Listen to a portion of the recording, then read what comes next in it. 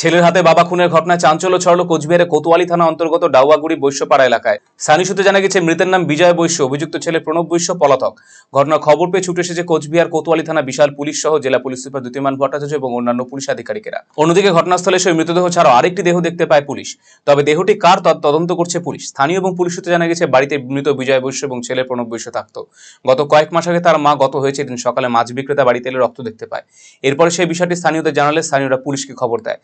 Police এসে ঘরের দরজা ভেঙে ভেতরে শোকেসের ভেতর কম্বল দিয়ে ঢাকা অবস্থায় মৃতদেহ দেখতে পায়। এরপরে চাঞ্চল্য ছড়িয়ে পড়ে। পরবর্তীতে স্থানীয়রা জানায়, অভিযুক্তের পিসতো দাদা গোপাল রায় তার বাড়িতে কাজ করত।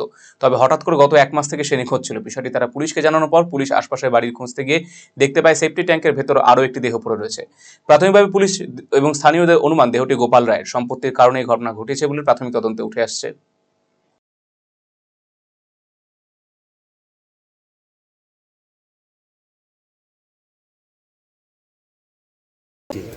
কালকে রাতে আমি 9টার দিকে বাড়িতে ফিরি। বাড়ি ফেরার পরেই আমি আওয়াজ শুনতে পাই এখানে।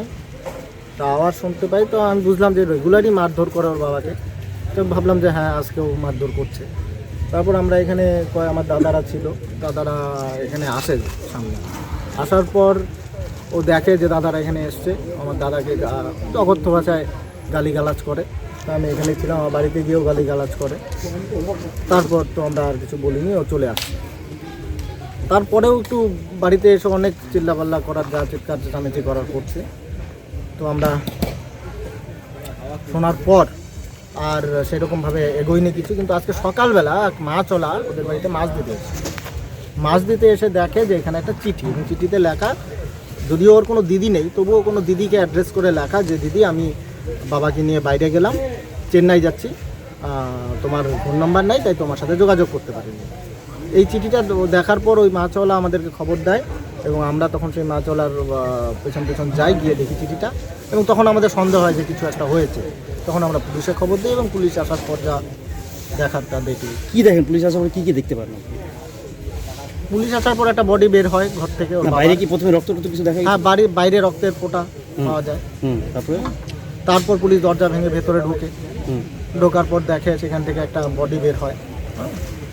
বডিটা কোথায় ছিল? বডিটা শোকেসের ভেতরে ছিল। বডিটা শোকেসের ভেতর থেকে পাওয়া গেছে। এবং তারপরে আমাদের সন্দেহ হয়, কারণ গত 2 মাস ধরে ওর পিস্তত তো দাদাও নিখোঁজ ছিল। সেই সন্দেহের বশে তো ওদের পায়খানার ট্যাঙ্কি থেকে, সেফটি ট্যাঙ্ক থেকে, সেখান থেকে আরেকটা বডি বের হয়। এখন ওর দাদার কিনে সেটা পুলিশ এখন সিদ্ধান্ত নেবে। ওর মা এবং পিসিও সম্প্রতি মারা গেছেন, তাদের মৃত্যুর পিছনে কি কারণ? ওর মা স্ট্রোক হয়ে মারা গেছে। এখন স্ট্রোক হয়েছে, এখন কি বলবো। আর ওর তো দীর্ঘদিন ধরে ওর বাবাকে মারধর করে, হয়তো মানসিক চাপে স্ট্রোক হয়েছে, এটা হতে পারে, সেটা আলাদা বিষয়। কিন্তু ওর পিসি অসুস্থ হয়েছিল, দুর্গাপূজার সময় থেকে অসুস্থ। তো সেই লক্ষ্মী পূজার আগে ওর পিসিও মারা যায়। ওর বাবার কি কোনো পাটা কাটা ছিল? কেমন ছিল? ওর বাবা ডায়াবেটিক পেশেন্ট, এবং দীর্ঘ 4 বছর আগে ওর বাবার অপারেশন হয়। অপারেশন হওয়ার পরে একটা পায়ের পাতাটা কাটা পড়ে, এবং ডায়াবেটিকের কারণে ওনার যে চোখ নষ্ট হয়ে গেছিলো, চোখে দেখতো না, অন্ধ ছিল, প্রায় পুরোপুরি চোখে দেখতে পাই। সিভিক পুলিশ থেকে উনি আমাকে বলেছে, কাকা এরকম ব্যাপার বৈশ্যপাড়ায় একটা বিশাল দুর্ঘটনা ঘটে গেছে, তোমার এখানে আসতে হবে, খুব তাড়াতাড়ি আসো। আমি বাড়িতে কাজ সেরে তাড়াহুড়ো করে চলে আসলাম। আইসা জানতে পারলাম যে বাবুল বৈশ্য, মানে বিজয় বৈশ্য আর কি, উনি মার্ডার হয়েছে। কে মার্ডার করলো শুনতে পাচ্ছি যে ওনার ছেলে মার্ডার করছে। আচ্ছা, তারপরে পুলিশ যে আসছে, একটা ভ্যান, তো প্রথম একটা ভ্যানে আসলো পুলিশ।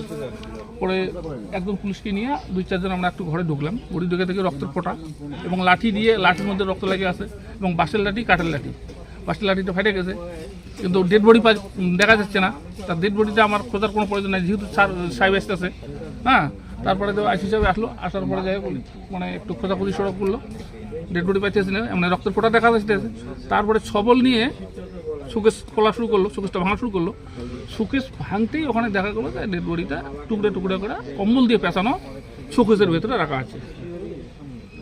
হ্যাঁ, রাখা আছে। তারপরে তো ওটা জানতে বলে, এবং পাবলিক সন্দেহ করতেছে যে গোপাল রায়, উনি যে 1 মাস থেকে নিখোঁজ, ওদের সন্দেহ ওকে ওই ছেলেই মারছে, অর্থাৎ প্রণব বৈশ্য উনিই মারছে। তা সন্দেহ যে পায়খানার ট্যাঙ্কিটা, ওদের সন্দেহ, পাবলিকের সন্দেহ পায়খানার ট্যাঙ্কির মধ্যে রাখা আছে। আমি দেখলাম, হ্যাঁ, পায়খানার ট্যাঙ্কির মধ্যে যে সিমেন্ট একটা ফিনিশিং, মিস্ত্রির ফিনিশিং আর সাধারণ মানুষের ফিনিশিং অনেক রাত দিন ফাড়ে গেছে। দেখলাম যে হ্যাঁ এটা এখানে থাকতে পারে। স্যারকে বললাম যে আমাকে বললো যে আগে এই বডিটা সমাধা করি তারপরে ওখানে হাত দেবো। পরে এই বডিটা যাই হোক অ্যাম্বুলেন্সে চলে গেলো, চলে যাওয়ার পরে যাই হোক দুজন ছেলে ওখানে গিয়া সবল দিয়া মুখটা পায়খানার ট্যাঙ্কির মুখটা খুলে দিল। খুলে দেওয়ার পরে দেখলো ডেড বডি ওখানে প্লাস্টিক দিয়ে বাঁচানো। গোপাল রায়ের সঙ্গে কি সম্পর্ক বোঝায়? পিসাতো মানে পণ্য যে মারছে তার পিসাতো ভাই।